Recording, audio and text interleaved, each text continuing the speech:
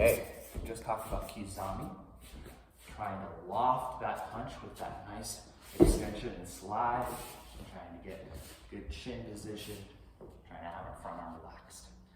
Now let's talk a little bit about how to retract our Kizami. So, two basic ways to do it.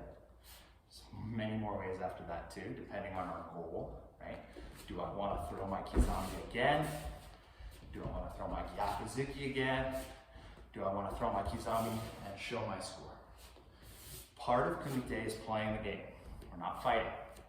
Sparring is not fighting, at least in this style of sparring. We're trying to play tag, okay?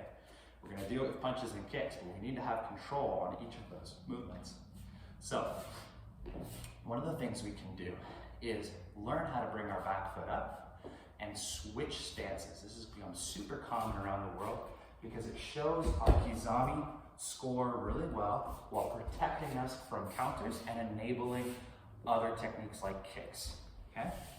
So what we start out with is a super funny drill that's really good for you.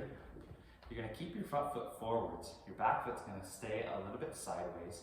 You're going to rock forwards and your back foot's gonna come up. Then your back foot's gonna kick forwards and your front foot's gonna come up.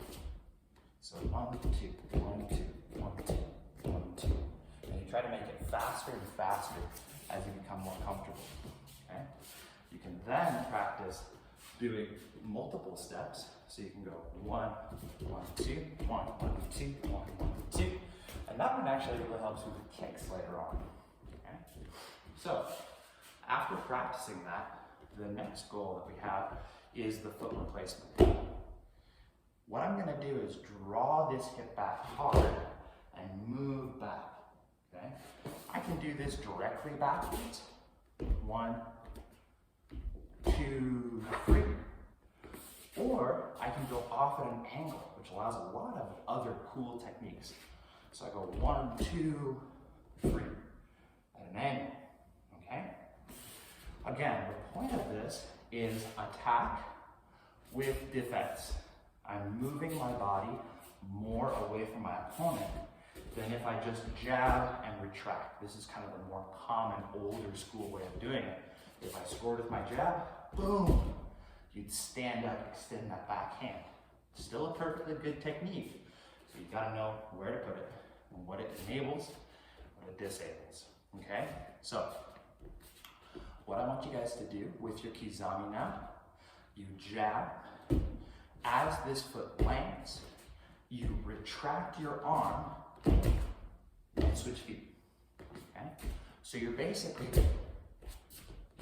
pulling yourself, pulling your back foot up, and then letting that front foot kick back. Now here's a great drill to practice this movement. Once you've got that motion down with your Kizami from stationary, 1, just doing it a bunch of times. 1, trying to get it lofted sometimes. 1. Then you can go angle, angle, angle, and switch sides each time. It's a great combination. So from my Kizami, I go 1, 2, 3, 4.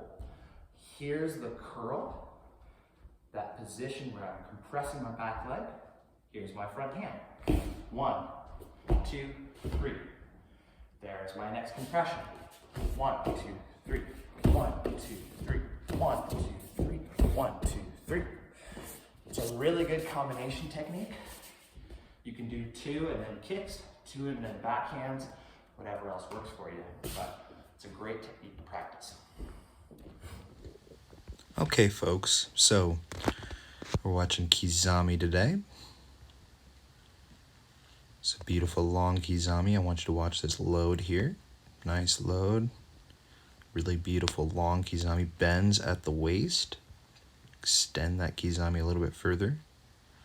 Keep his chin down, that's all right. This one's a counter Kizami. Block down to the front hand. Pulls that foot back really hard to make sure that switch is very visible. Really nice score.